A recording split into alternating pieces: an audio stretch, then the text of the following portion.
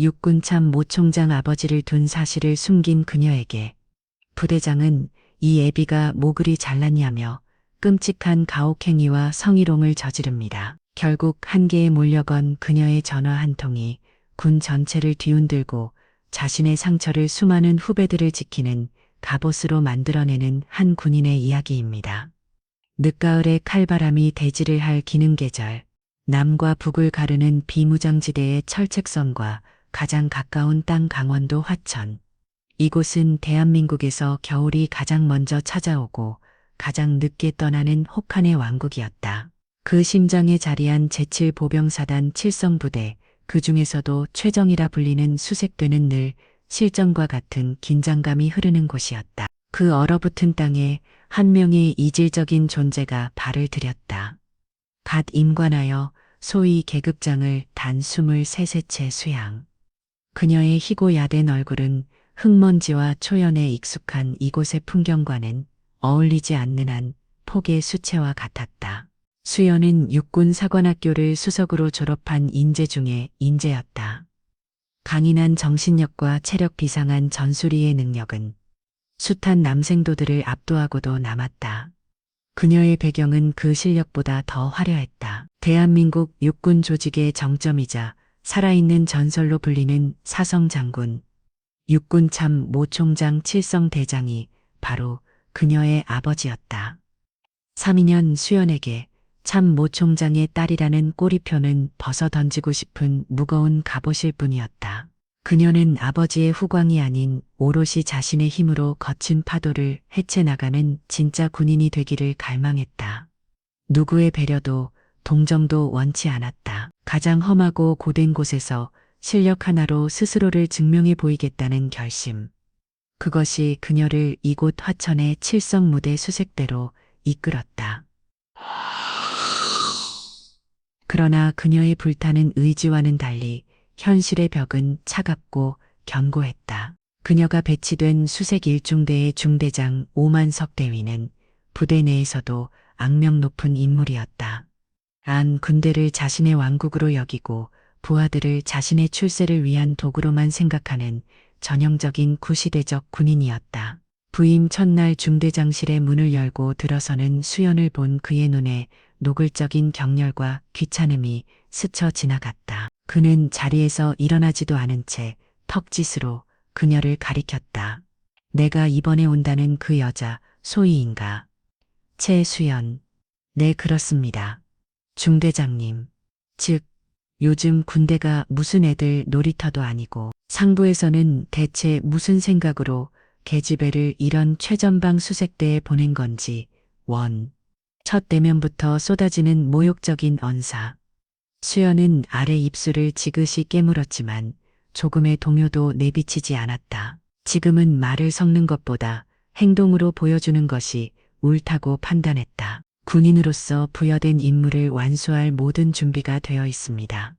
그녀의 흔들림 없는 대답이 오대 위의 심사를 뒤틀리게 한 모양이었다.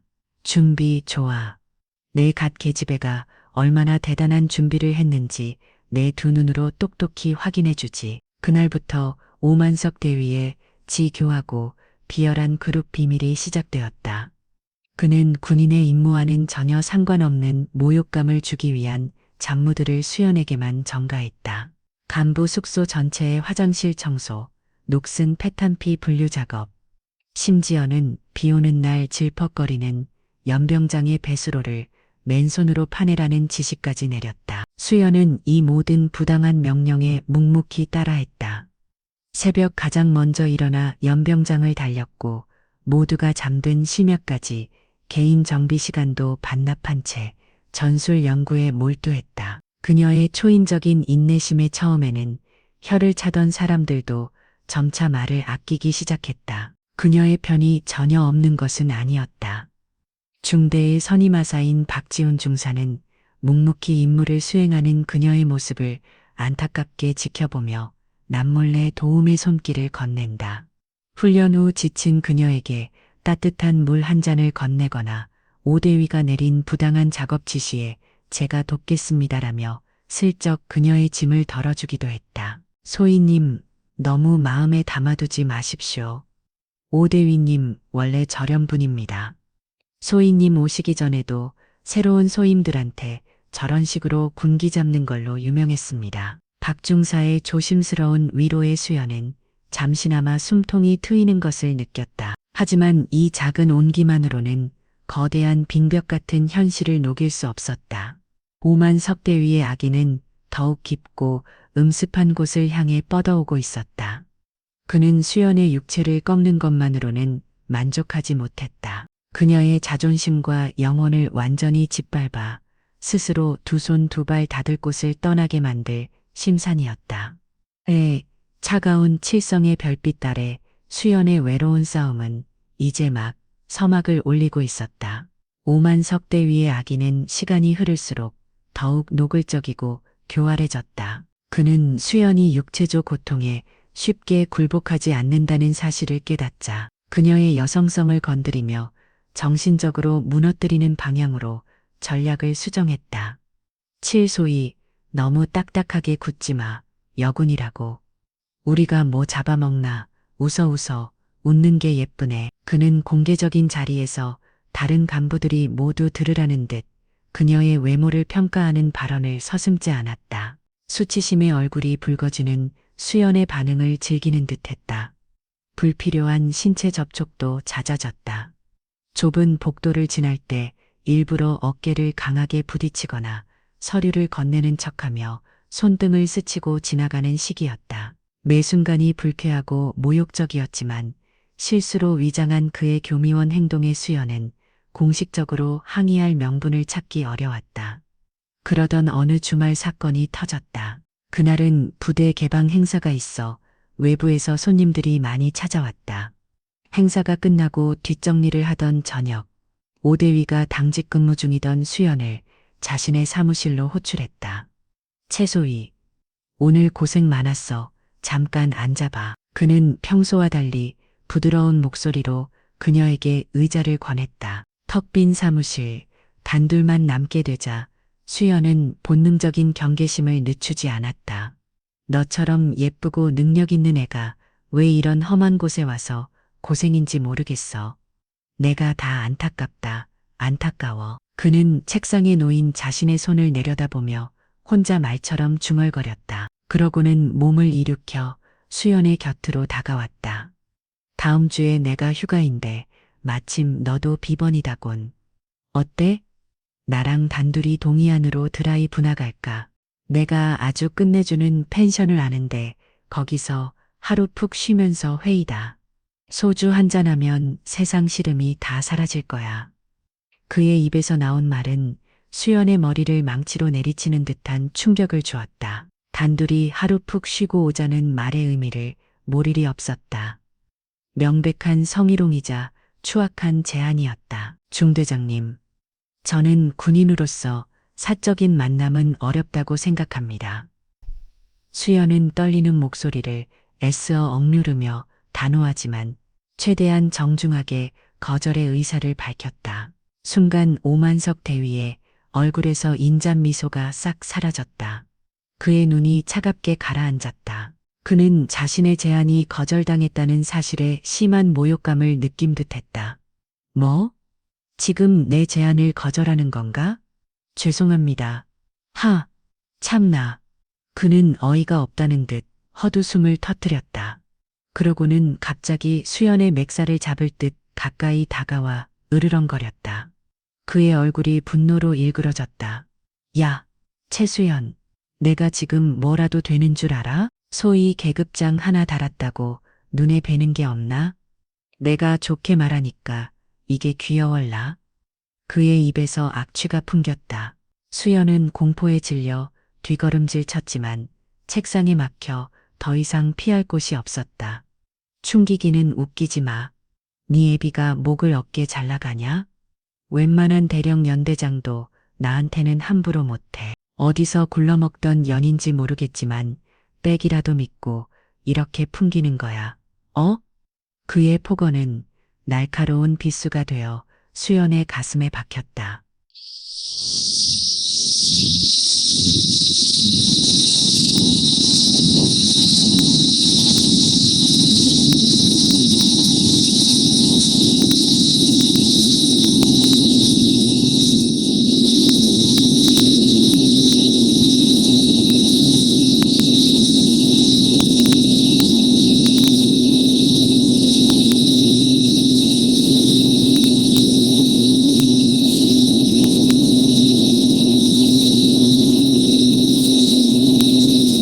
수연은 그 순간 차라리 자신의 아버지가 정말 평범한 사람이었으면 좋겠다고 생각했다. 그랬다면 우리 아빠 아무것도 아니니 제발 괴롭히지 마세요.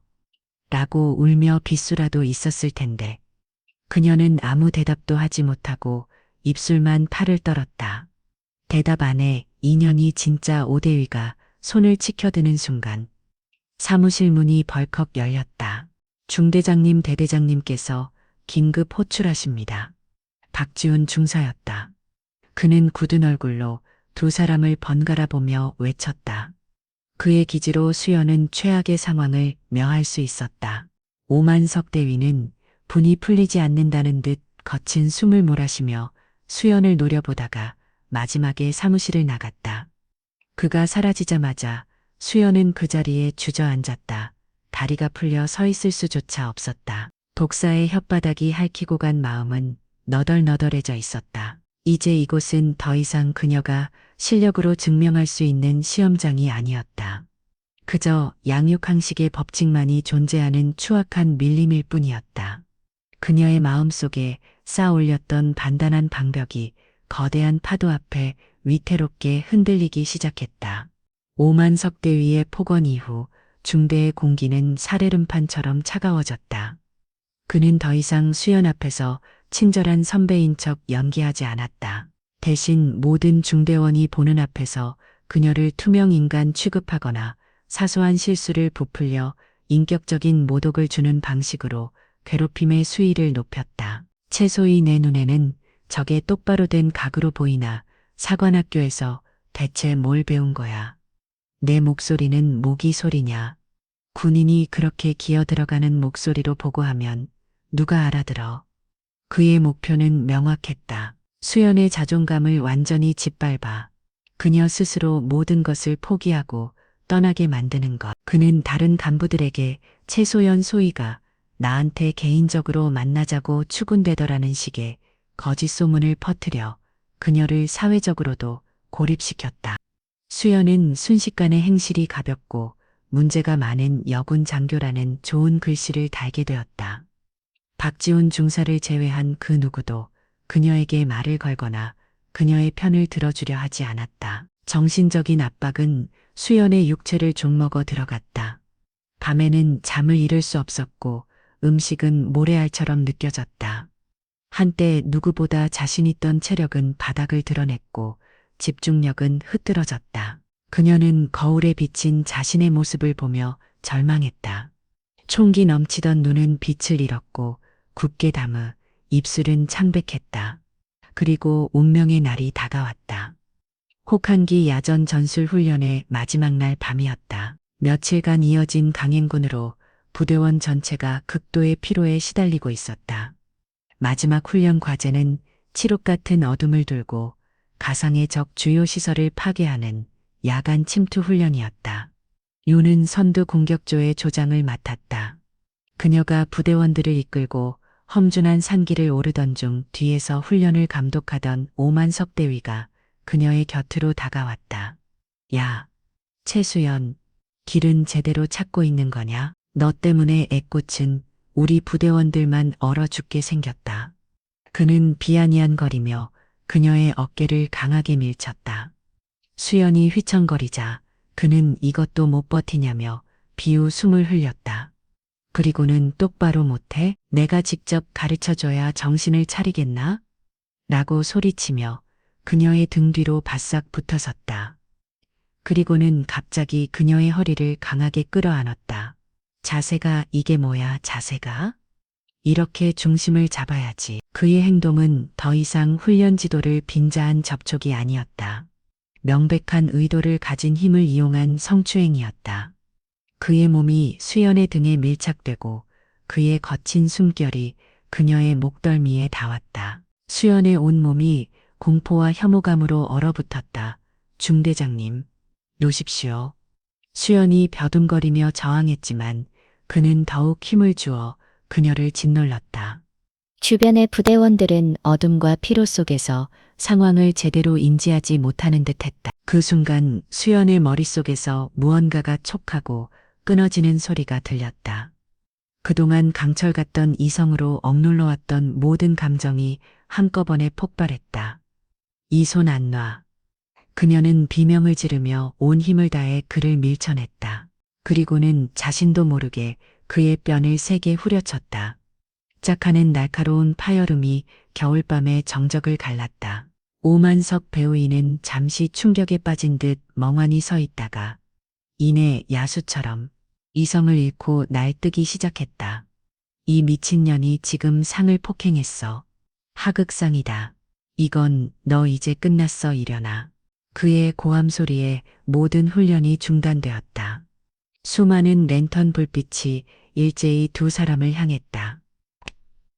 그 불빛들 앞에서 수연은 자신의 모든 것이 끝났음을 직감했다. 아버지의 얼굴, 사관학교에서의 다짐 군인으로 서의 꿈, 모든 것이 산산이 부서져 내렸다. 그녀의 삐빗 위로 뜨거운 눈물이 쉴 새 없이 흘러내렸다.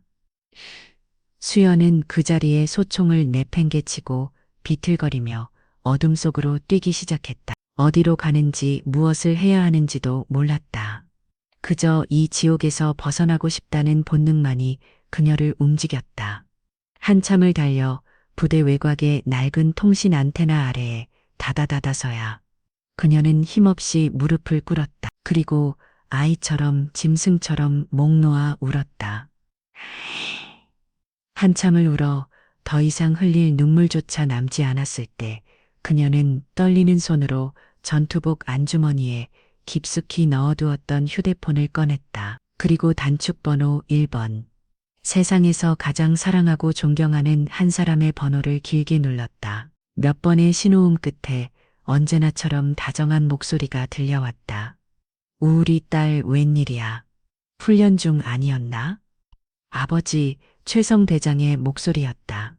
그 목소리를 듣는 순간 마지막까지 붙잡고 있던 이성의 끈이 완전히 끊어졌다. 아빠, 그녀의 입에서 터져나온 것은 말이 아닌 찢어지는 듯한 절규였다. 으수연아, 왜 그래? 무슨 일이야? 너 우는 거냐? 전화기 너무 아버지의 목소리가 다급함과 걱정으로 물들었다. 수연은 수화기를 붙잡고 그동안 차마 입 밖에 낼 수 없었던 모든 지옥을 쏟아내기 시작했다. 아빠, 나 너무 무서워. 너무 힘들어. 나 여기서 더는 못 있겠어. 끝없는 폭언, 추악한 제한, 그리고 방금 겪은 끔찍한 성추행과 자신의 폭행 사실까지 두서없이 터져나오는 딸의 울음 섞인 고백에 전화기 저편은 한동안 침묵에 잠겼다. 그것은 평범한 침묵이 아니었다. 분노의 용암이 들끓기 직전에 폭풍 전야의 고요함이었다.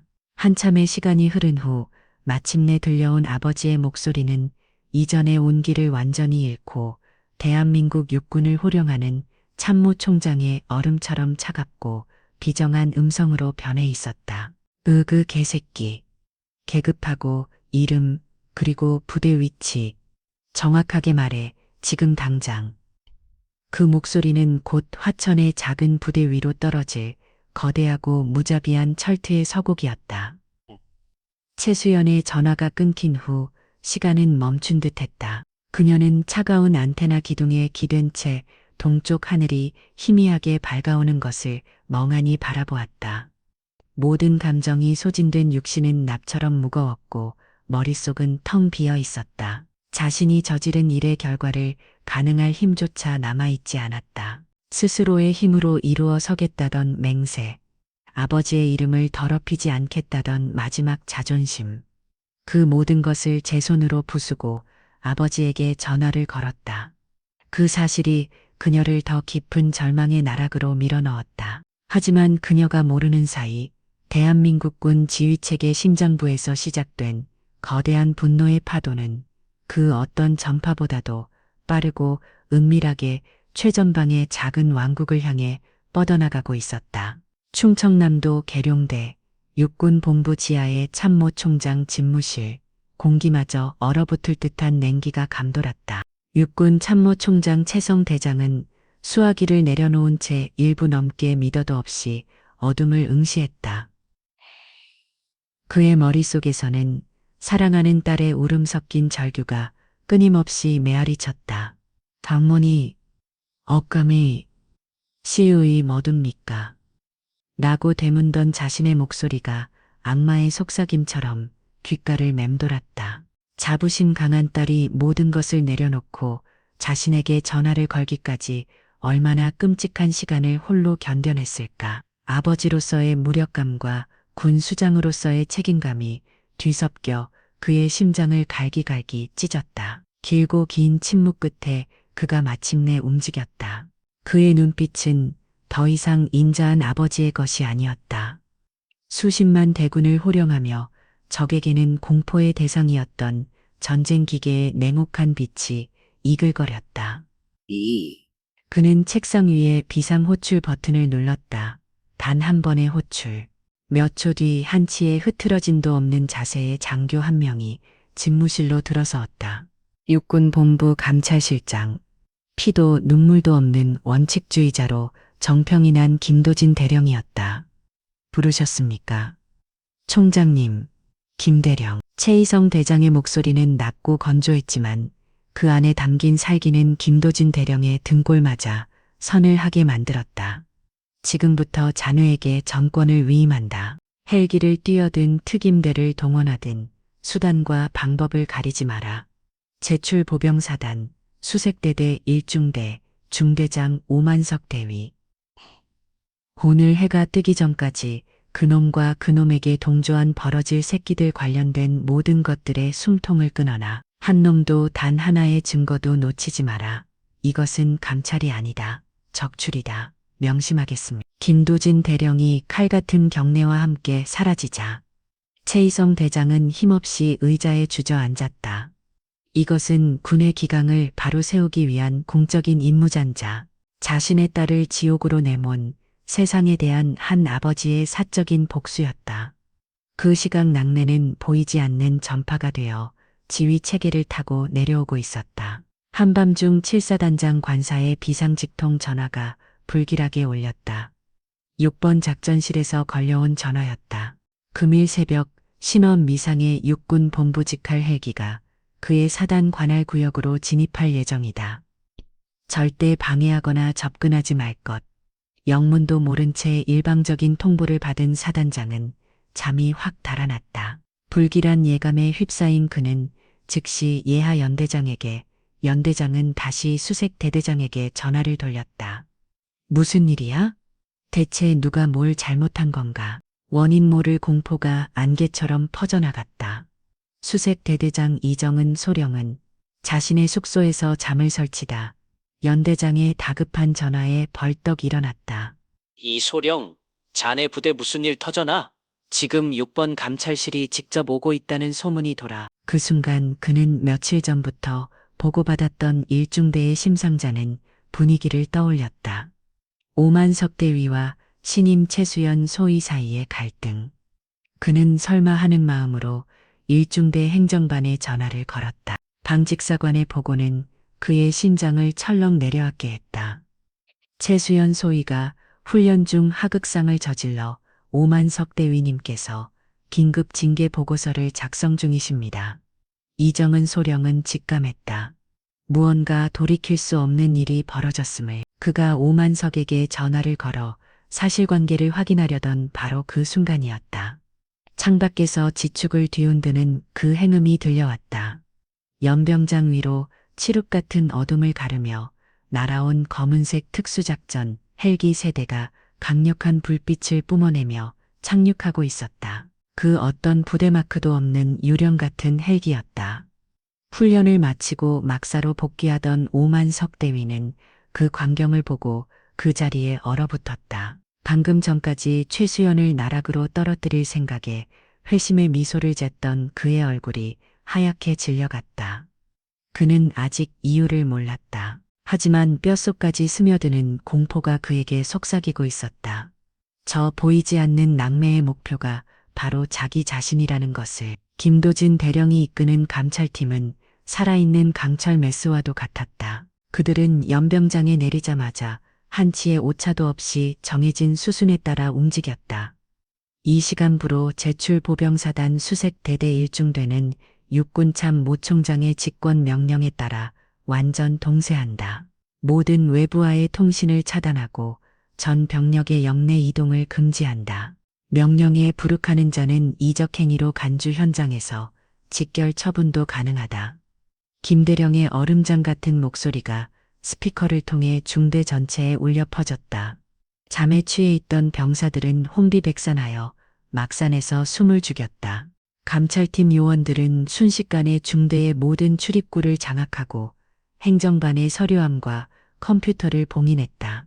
그들은 이 부대의 지휘 체계를 완전히 무시하고 오직 총장의 보이지 않는 손에 의해서만 움직였다. 오만석 대위는 감찰 요원 2명에게 붙들려 자신의 사무실에 격리되었다. 그의 눈은 공포로 미친 듯이 흔들리고 있었다. 도대체 이게 무슨 짓입니까?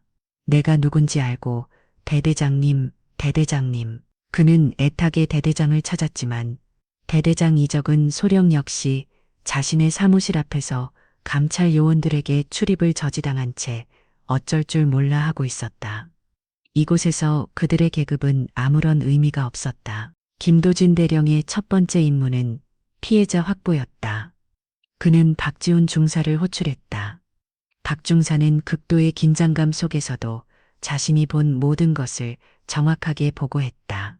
최수연 소위가 훈련장을 이탈의 통신 안테나 아래에서 발견되었고 현재 의무실에서 안정을 취하고 있다는 사실까지. 김대령은 즉시 여성 감찰관 1명을 대동하고 의무실로 향했다. 의무실 침상에 웅크리고 누워있는 최수연의 모습은 금방이라도 부서질 듯 위태로워 보였다. 최수연 소위, 김대령의 부름에 그녀의 어깨가 경련하듯 떨렸다. 육권본부 감찰실장 김도진 대령이다. 총장님의 명이다. 이제 모든 것은 끝났다. 그러니 안심하라. 그의 목소리는 기계처럼 차가웠지만 그 안에 담긴 총장님의 명이라는 6글자는 세상 그 어떤 위로보다 더 강력한 힘을 가지고 있었다. 수연은 처음으로 자신을 짓누른던 지옥의 무게가 조금은 가벼워지는 것을 느꼈다. 그 시간 중대 막사는 거대한 수술로 변해 있었다. 감찰팀은 오만석 대위를 포함한 모든 간부와 병사들을 1명씩 불러내 강도 높은 신문을 시작했다.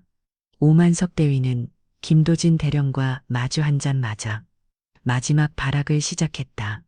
이건 명백한 직권 남용입니다. 최수연 소위가 평소 행실이 불량하고 저를 먼저 유혹했으며 심지어 훈련 중에 저를 폭행까지 했습니다.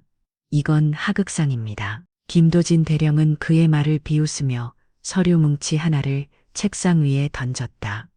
그것은 그의 통화 기록과 소셜미디어 접속 기록이었다. 오만석 대위 최수연에게 어울리는 목걸이를 검색하고 여군길 들이는 법다위에 저급한 게시물 여러 차례 열람했다군. 이것도 최소위가 유혹한 결과인가. 그것은 동해안의 바다 풍경, 펜션에 직접 전화를 걸어 아가씨란 갈 거니 방음 잘 되는 방을 문의한 기록도 있는데 이것도 오해인가. 김대령의 메스는 그의 거짓말이라는 피부를 가르고 추악한 속살을 정확하게 파고들었다. 오만석의 얼굴은 하얗게 질리다 못해 제 빛으로 변해갔다. 박지훈 중사의 증언은 결정타였다. 그는 자신이 목격하고 들었던 모든 것을 담담하지만 힘있는 목소리로 진술했다. 공개적인 자리에서의 성희롱, 외박 제안과 그 이후의 폭언, 그리고 마지막 훈련장에서의 명백한 추행 시도까지. 그의 증언은 다른 병사들의 다쳤던 입을 여는 기폭제가 되었다. 두려움에 떨던 병사들은 오만석의 권력이 이미 끝났다는 것을 깨닫자 앞다투어 진실을 쏟아내기 시작했다. 중대장님은 최소희님을 내 장난감이라고 부르셨습니다. 저희에게 최소희님을 없는 사람 취급하라고 명령하셨습니다. 날이 밝아올 무렵 김도진 대령의 책상 위에는 오만석의 범죄 사실을 입증하는 수십 개의 증거와 진술서가 산처럼 쌓여 있었다. 이것은 군의 명예를 더럽힌 심각한 범죄이자 한 인간의 영혼을 파괴하려 한 살인 미수나 다름없었다. 김대령은 자리에서 일어나 유리창 너머로 초조검이 되어 앉아있는 오만석을 차갑게 내려다보았다. 그리고 자신의 부관에게 사형 선고와도 같은 명령을 내렸다. 오만석 대위. 지금 즉시 긴급 체포한다.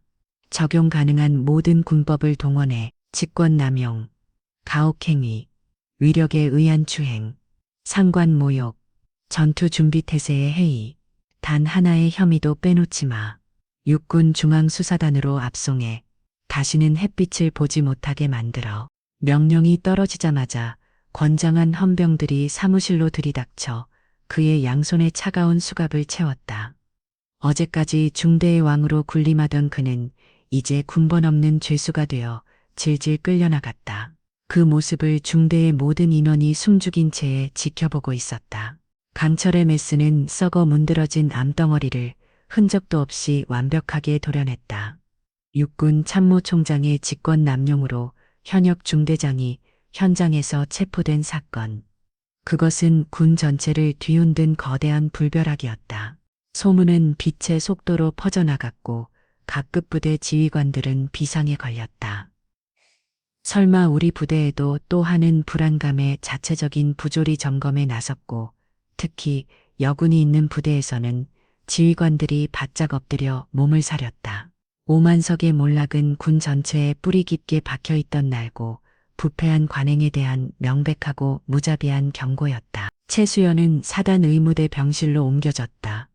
외부와 완벽하게 차단된 1인실. 육체는 안전했지만 정신은 여전히 지독한 후유 중에 시달렸다. 자신이 그토록 거부했던 아버지의 힘이 한 사람의 인생을 그리고 하나의 부대를 송두리째 파괴하는 과정을 목격한 충격은 생각보다 컸다. 안도감과 동시에 감당하기 힘든 죄책감이 그녀를 짓눌렀다. 내가 원한 것은 이런 게 아니었는데 나는 단지 군인으로서 인정받고 싶었을 뿐인데 그날 오후 병실 문이 조용히 열렸다. 그 어떤 수행원도 없이 계급장도 떼어낸 날 근야전 점퍼 차림에 한 중년 남성이 들어서었다. 그녀의 아버지 최성 대장이었다. 그는 딸이 있는 침상으로 다가왔다. 며칠 사이에 반쪽이 되어버린 딸의 얼굴, 턱 비어버린 눈동자를 마주한 순간 대한민국 육군을 호령하는 사성 장군의 얼굴이 처참하게 무너져 내렸다. 그는 아무 말 없이 딸의 침대 옆 의자에 주저앉아다. 그리고는 투박하고 거친 손으로 딸의 깍 마른 손을 조심스럽게 감싸주었다. 그 순간 강철 같던 남자의 눈에 뜨거운 눈물이 고였다. 아빠가 미안하다. 신 목소리로 내뱉은 그의 첫마디에 감정이 메말라버린 줄 알았던 수연의 눈에서도 다시 눈물이 샘솟기 시작했다. 내가 내 욕심이 내 딸을 이 지옥불 구덩이로 밀어넣었다. 내가 그 끔찍한 시간을 홀로 견디는 동안 이 못난 애비는 아무것도 모르고 그는 더 이상 말을 잇지 못했다. 참모총장의 위엄도 사성 장군의 자존심도 모두 내려놓은 채 그저 딸의 고통 앞에서 오열하는 한 명의 평범한 아버지일 뿐이었다. 그는 흐느끼는 딸을 가만히 끌어안았다. 그의 어깨는 조용히 하지만 깊게 떨리고 있었다. 아버지의 눈물은 그 어떤 위로의 말보다 더 큰 치유의 힘을 가지고 있었다. 그 눈물은 너는 혼자가 아니더라고. 내 잘못이 아니더라고 말해주고 있었다. 아버지의 품에 안겨 한참을 울던 수연은 비로소 자신을 짓누던 죄책감의 무게를 조금은 내려놓을 수 있었다. 울음을 그친 아버지는 붉어진 눈으로 딸을 바라보며 말했다. 수연아, 아빠가 약속하마 다시는 이 땅의 그 어떤 군인도 너와 같은 아픔을 겪지 않도록 만들겠다. 내가 겪은 이 고통을 이 군대를 뿌리부터 바꾸는 초석으로 삼겠다. 그러니 제발 무너지지 말아다오. 내 딸아, 불벼락 같던 분노의 폭풍은 지나갔다. 이제 남은 것은 상처. 이분도 대지 위에 서 있는 아버지와 딸 두 사람뿐이었다. 젤더미 위에서 다시 새싹을 틔우기 위한 길고 고통스러운 치유의 시간이 이제 막 시작되고 있었다. 그 시작은 아버지의 뜨거운 눈물과 함께였다. 불벼락은 모든 것을 태워버리고 지나갔지만 그 자리에 남은 젤더미의 무게는 고스란히 최수연의 몫이었다. 그녀는 7사단 의무대에 가장 깨끗하고 조용한 1인실로 옮겨졌다. 물리적인 위험은 사라졌지만 보이지 않는 감옥에 갇힌 기분이었다. 그녀의 신분은 특별보호관찰장교라는 존재하지 않는 공식 명칭으로 불렸다. 그녀는 더 이상 수색대대의 소대원이 아니었다. 그녀는 사건 그 자체가 되어 있었다. 병실 밖 세상은 그녀를 중심으로 시끄럽게 돌아갔지만 그녀의 세상은 소리 없이 멈춰 있었다. 간호장교들은 필요 이상으로 친절했고 식사를 가져다 주는 병사들은 그녀와 눈도 마주치지 못했다.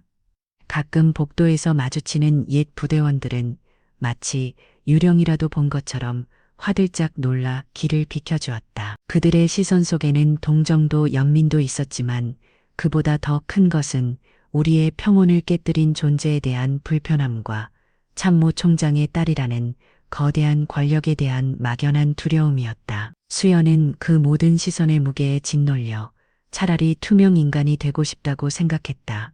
사건은 군검찰로 정식 이송되었다. 며칠 뒤 수연은 군검사의 조사를 받기 위해 법무실로 향했다. 그것은 감정이 배제된 차갑고 건조한 범위의 공간이었다.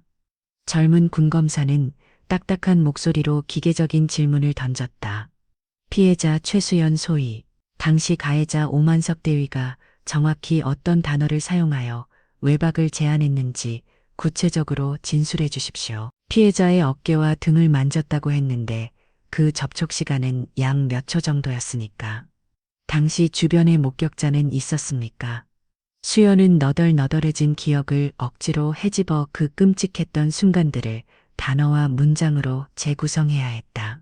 그녀의 고통과 수치심은 진술이라는 이름 아래 건조하게 기록되었다. 한 인간의 영혼이 파괴된 사건은 법정에서 증거로 채택될 수 있는 몇 개의 사실으로 분해되고 있었다. 조사를 마치고 나올 때 그녀는 자신이 신문을 받은 것인지 아니면 또 다른 형태의 폭력을 당한 것인지 분간할 수 없었다.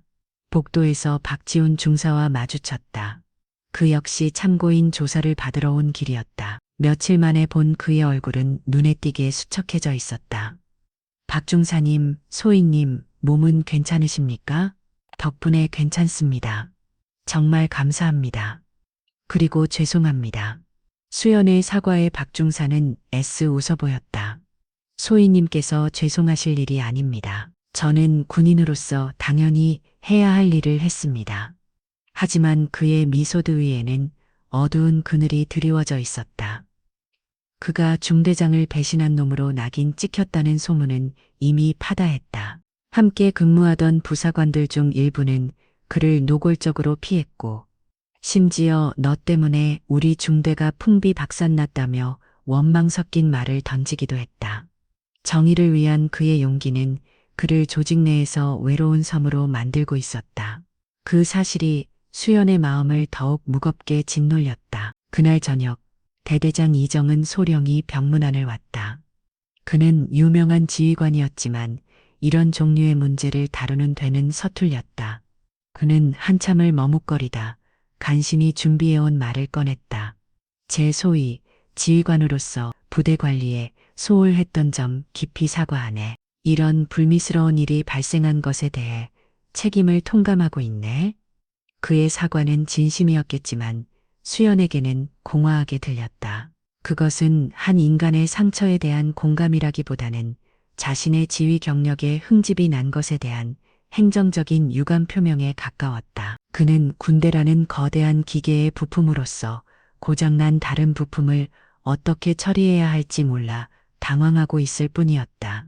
모두가 돌아간 후 병실에 홀로 남은 수연은 옷장에 걸린 자신의 전투복을 바라보았다. 한때는 목숨보다 소중했던 꿈의 증표. 하지만 이제 그 전투복은 그녀에게 씻을 수 없는 상처와 구룩의 기억을 떠올리게 하는 흉물이 되어 있었다. 과연 나는 다시 저 옷을 입을 수 있을까? 저 옷에 새겨진 내 이름의 무게를, 그리고 내 어깨에 얹힌 상처의 무게를 감당하며 살아갈 수 있을까?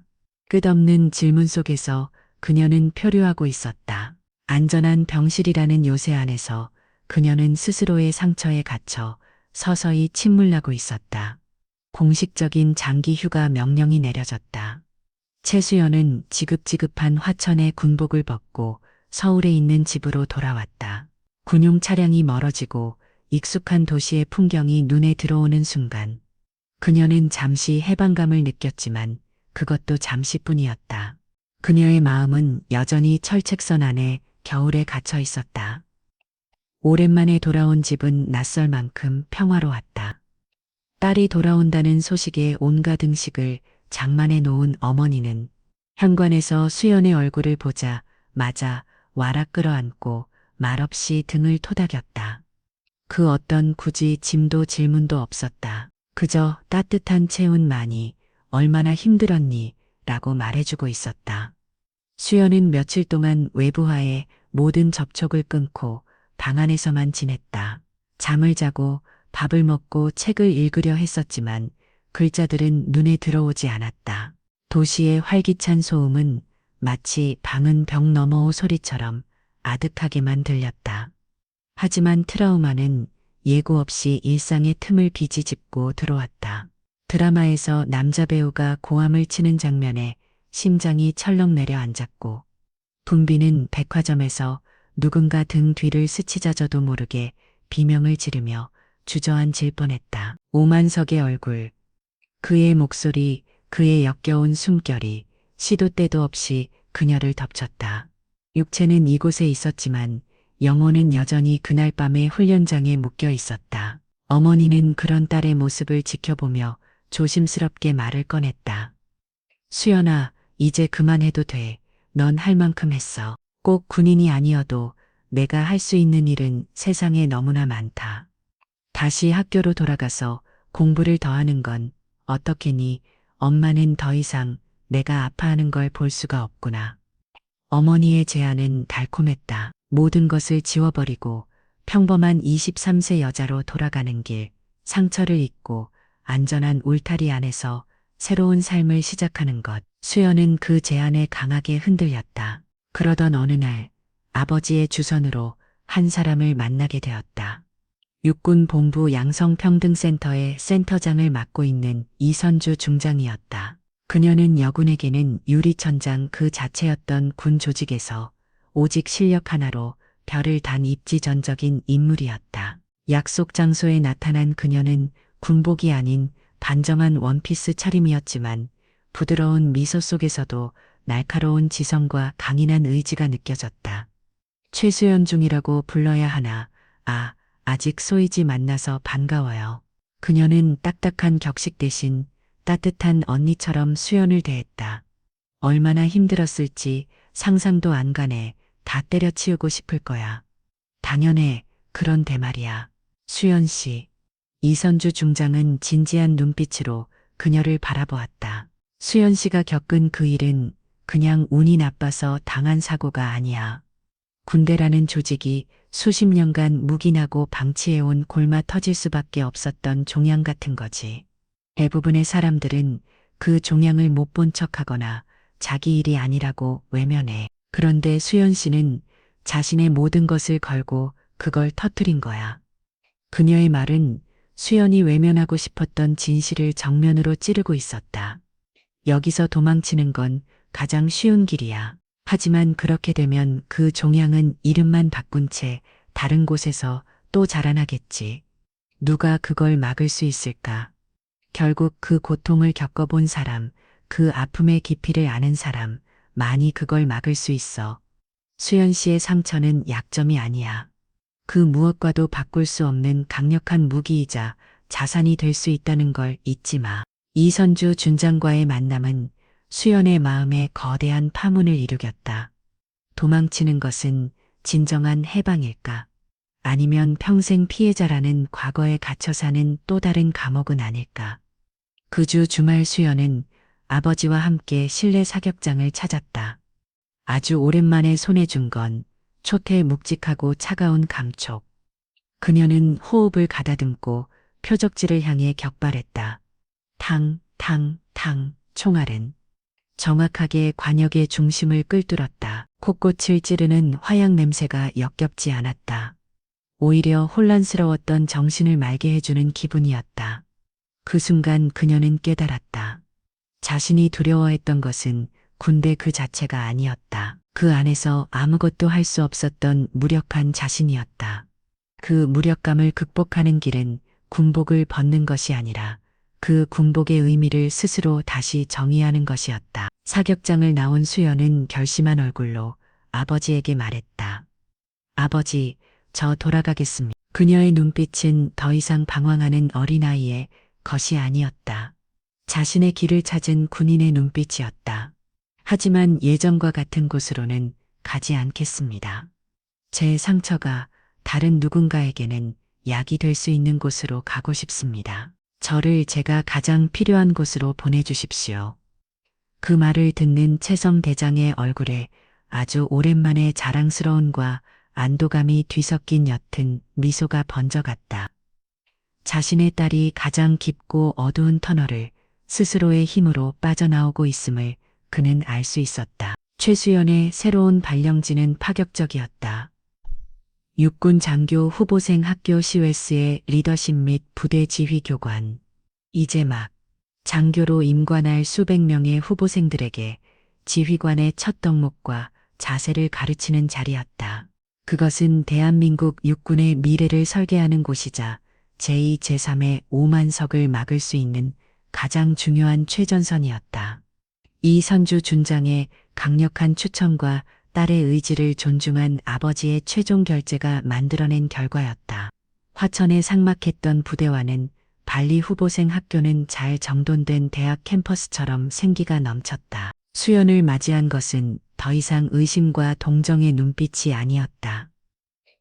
부조리에 맞서 군을 뒤온 등 용기 있는 장교라는 그녀의 의지와는 상관없이 만들어진 긍정적인 평판이 그녀를 기다리고 있었다. 그 평판은 부담스러우면서도 한편으로는 든든한 방패가 되어주었다. 첫 강의가 있던 날 수연은 빡빡하게 다려진 전투복을 입고 강단에 섰다. 수백 명의 후보생들이 초롱초롱한 눈으로 그녀를 바라보고 있었다. 그들 앞에서 그녀는 자신의 경험을 어떻게 이야기해야 할지 밤새 고민했다. 여러분, 저는 오늘 여러분에게 교과서에는 없는 리더십에 대해 이야기하고자 합니다. 그녀는 준비해온 강의 노트를 옆으로 치웠다.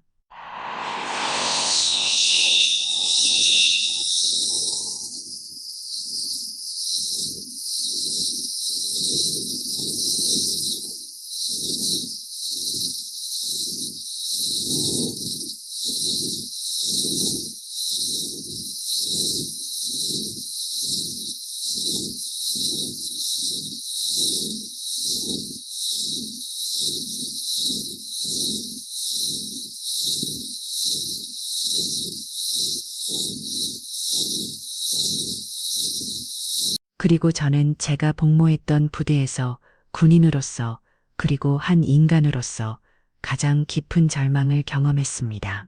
강의실에 무거운 침묵이 흘렀다. 그녀는 자신의 상처를 전시하지 않았다. 대신 그 상처를 통해 얻은 깨달음을 공유하기 시작했다. 훌륭한 지휘관이란 무엇일까요? 뛰어난 전술과 용맹한 전사 맞습니다. 하지만 저는 그 모든 것을 가능하게 하는 단 하나의 전제가 있다고 믿습니다. 그것은 바로 나의 부하를 어떠한 위협으로부터도 설령 그 위협이 내부에서 비롯된 것이라 할지라도 반드시 지켜내겠다는 결연한 의지입니다. 그녀는 강의실을 천천히 둘러보며 후보생 한 명 한 명과 눈을 맞췄다. 여러분이 지휘할 병사들은 단순한 숫자가 아닙니다. 누군가의 귀한 아들이고 딸입니다. 그들의 인격을 짓밟고 그들의 목소리를 외면하는 지휘관은 적보다 더 무서운 내부의 적입니다. 특히 조직 내 소수와 약자의 목소리에 귀를 기울이시시오. 다수의 침묵은 때로는 그 자체보다 더 큰 폭력이 될 수 있습니다. 그녀의 말 한마디 한마디는 그녀가 온몸으로 겪어낸 고통의 증언이었다.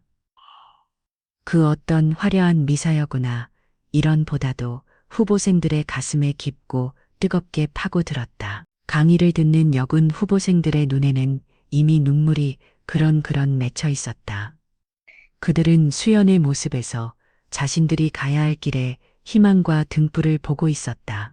부하들의 존경을 받고 싶습니까? 그렇다면 가장 강한 자의 옆이 아니라 가장 외롭고 약한 자의 곁을 지키십시오. 그것이 제가 피로 배운 리더십의 전부입니다. 이상입니다. 강의가 끝나고 잠시 정적이 흐른 뒤 올해와 같은 박수갈채가 터져나왔다. 의례적인 박수가 아니었다. 한 인간의 상처가 어떻게 위대한 가르침으로 승화될 수 있는지를 목격한 이들의 진심 어린 경이었다. 그날 저녁 TV뉴스에서는 오만석 전 대위에 대한 군사법원의 최종 판결이 보도되었다. 징역 10년의 중형과 함께 불명예 전역. 정의는 실현되었지만 수연은 덤덤했다. 그의 몰락은 더 이상 그녀의 삶에 아무런 영향을 주지 못했다. 수연의 진짜 승리는 법정에서 이루어진 것이 아니었다.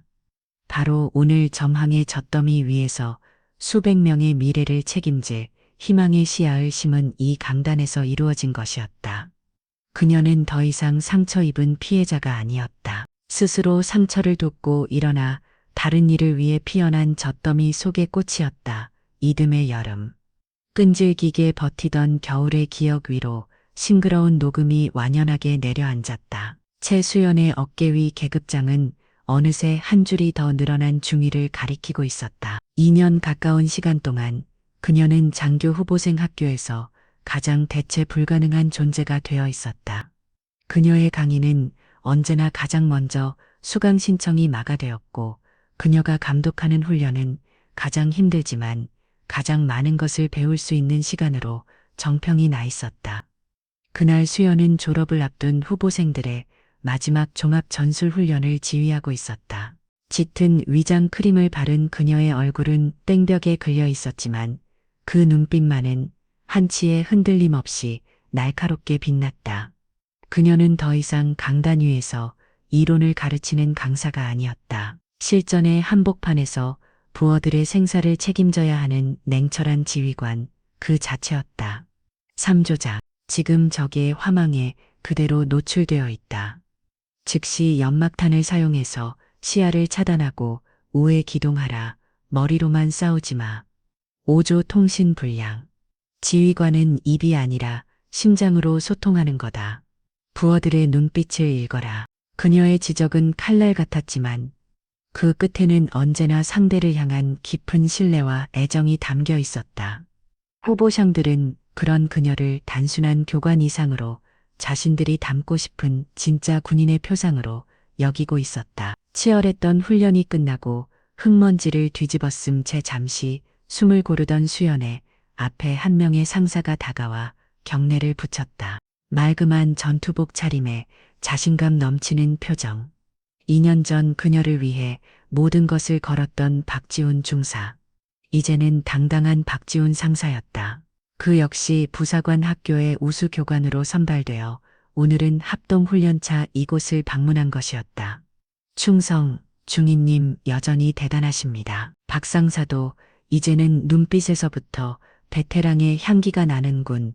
두 사람의 얼굴에 편안한 미소가 번졌다.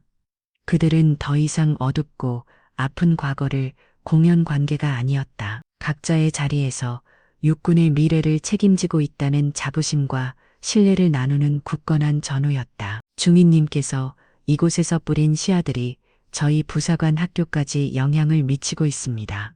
확실히 바뀌고 있습니다.